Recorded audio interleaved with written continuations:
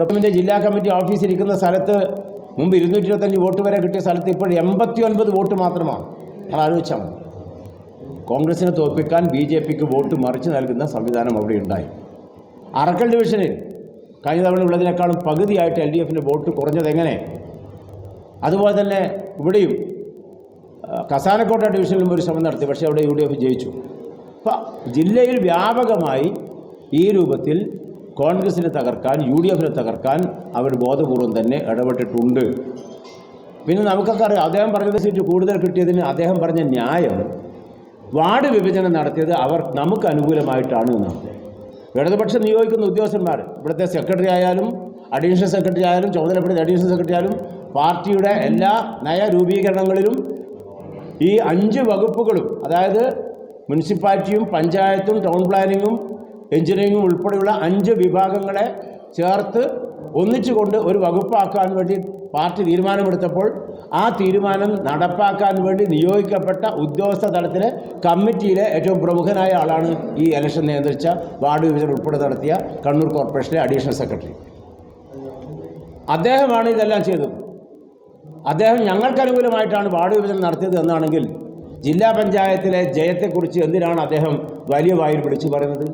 ഇപ്പോൾ ജില്ലാ പഞ്ചായത്തിൽ അവർ ജയിച്ചപ്പോൾ അവർക്ക് ഒരു സീറ്റ് അധികം കിട്ടിയെന്ന് പറയുമ്പോൾ അവിടെ വാർഡ് വിഭജനം നടത്തിയത് കൊണ്ടാണ് അങ്ങനെ കിട്ടിയത് എന്ന് അദ്ദേഹം സമ്മതിക്കാൻ തയ്യാറാവണം.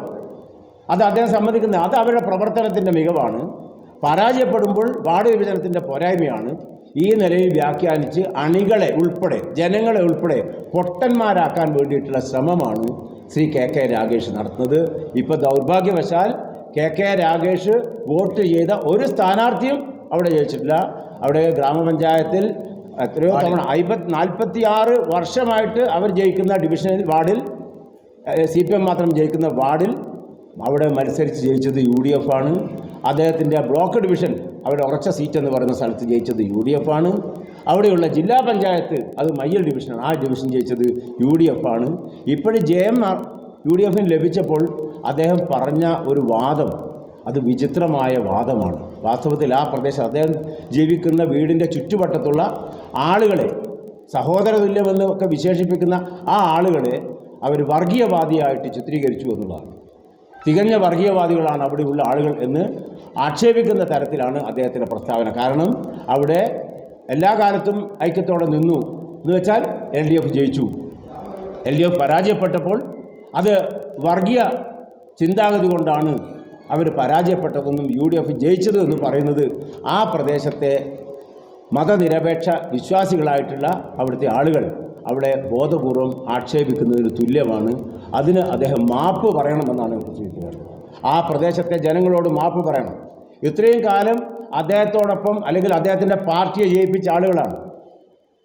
അവർ ഭൂരിപക്ഷ പ്രദേശമാണ്, ഇസ്ലാം മത വിശ്വാസികൾക്ക് ഭൂരിപക്ഷമുള്ള പ്രദേശമാണ് എന്നൊക്കെ ഇപ്പം പറയുമ്പോൾ കഴിഞ്ഞ കാലത്ത് അദ്ദേഹം കുറ്റം കൊള്ളത് ഇവരൊക്കെ നമുക്ക് അനുകൂലമായി ചിന്തിക്കുന്നു. മാറി ചിന്തിക്കുമ്പോൾ അവർ വർഗീയവാദിയായി ചിത്രീകരിക്കുന്ന ഏറ്റവും തരംതാണ രാഷ്ട്രീയ നിലപാടാണ് ശ്രീ KK രാഗേഷ് സൂചിപ്പിച്ചിട്ടുള്ളത്.